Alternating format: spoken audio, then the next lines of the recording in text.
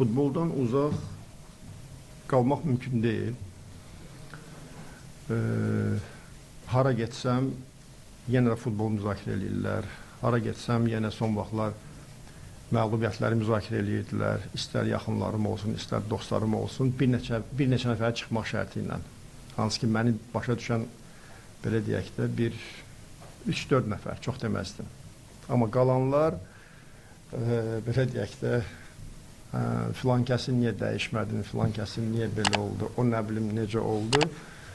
Yarı zarafat, yarı gerçək də olsa bunu bildirirdilər. Əfsus olsun ki, bunlardan qaça bilmədim.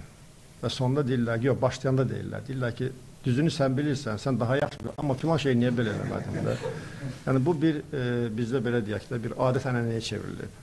Amma bir neçə ən yaxınlarım var ki, 3-4 nəfər, yəni bunu, hansı ki, ümumiyyətcə bu barədə demirlər və ümumiyyətcə daima mənə belə deyək də, mənim yanımda olurlar, daima mənim fikirlərimə mənə motivasiya verirlər, belə deyək.